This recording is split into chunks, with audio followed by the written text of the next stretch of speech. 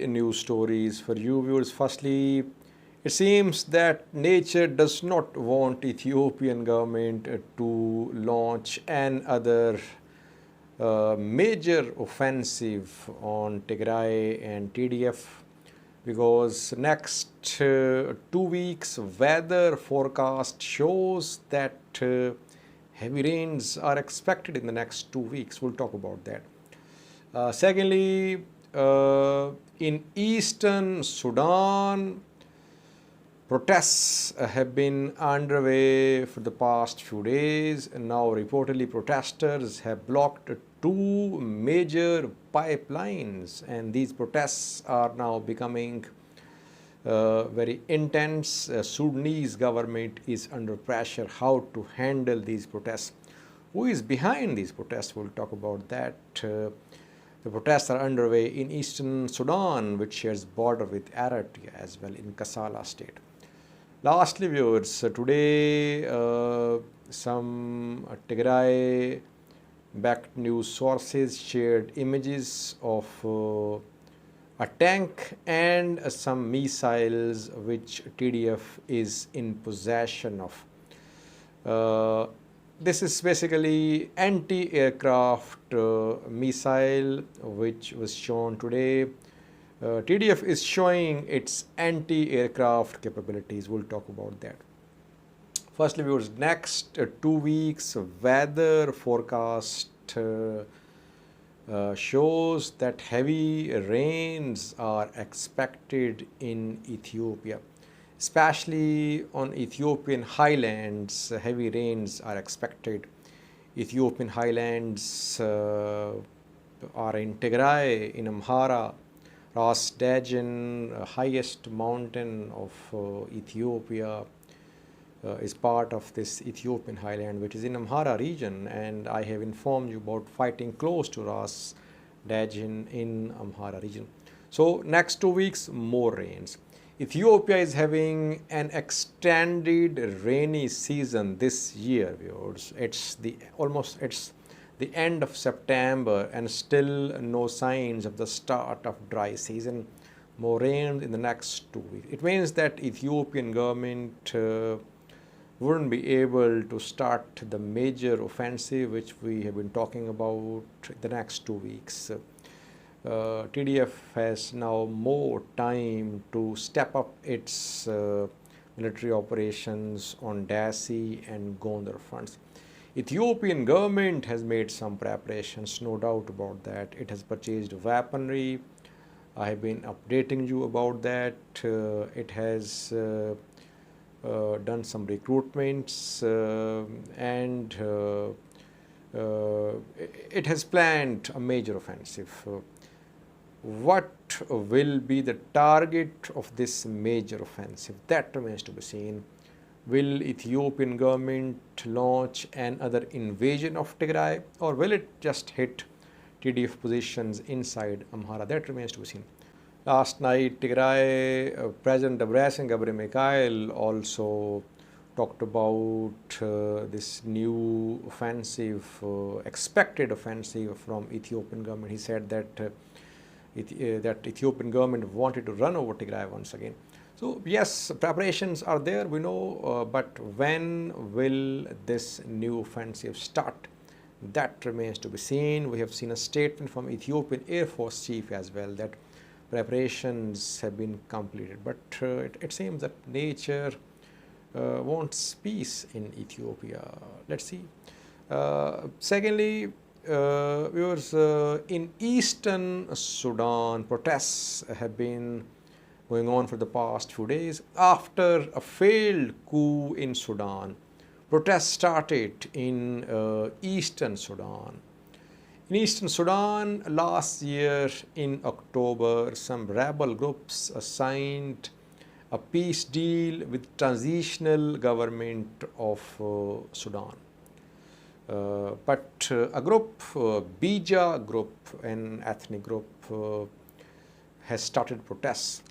This Bija tribe says that it was not on board last October when peace deal was signed between some rebel groups and Sudan's transitional government. This group has been conducting protests, and airport in Eastern Sudan has been closed, viewers, and Port Sudan, the main port in Sudan, it is also closed. Now, the protesters have blocked two major pipelines. One pipeline uh, is from South Sudan to Sudan.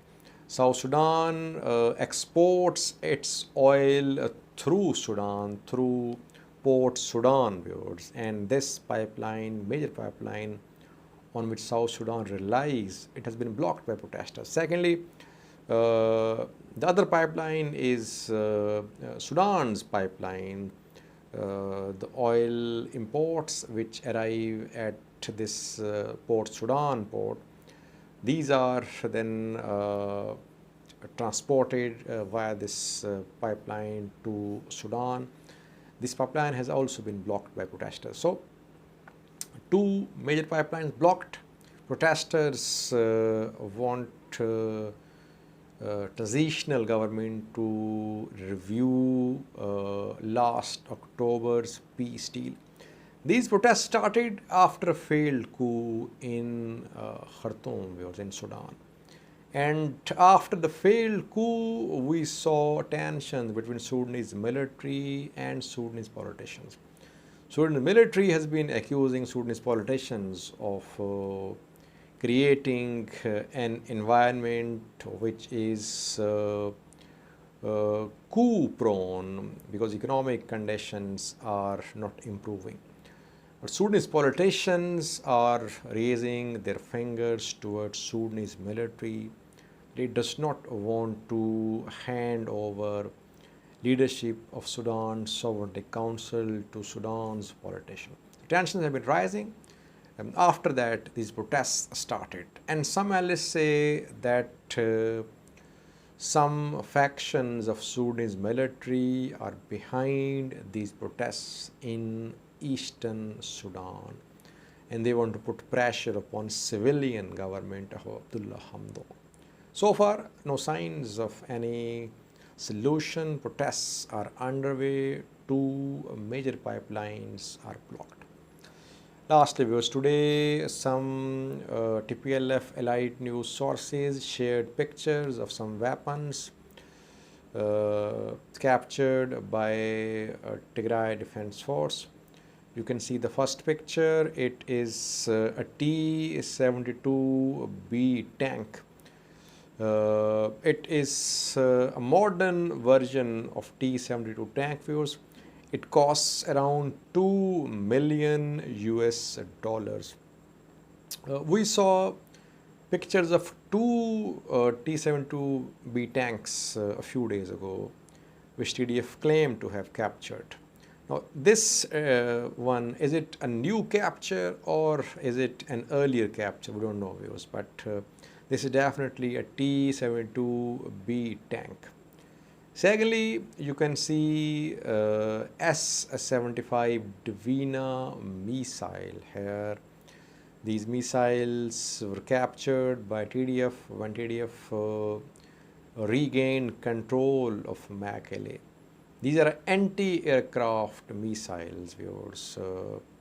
Does TDF have launchers and radars to use these missiles? We don't know, viewers, but TDF has shown its anti-aircraft weaponry so far. We have seen Iglo man-pads shown by TDF, which are effective against low-flying aircrafts. Then TDF is in possession of some Zu-23-2 anti-aircraft guns as well, which are also effective against low-flying aircrafts, and these S-75 surface-to-air missiles, which are effective against aircraft. So TDF has some anti-aircraft weaponry. It does not have an air force, but it can counter ENDF, Ethiopian Air Force, to some extent. Thank you for watching.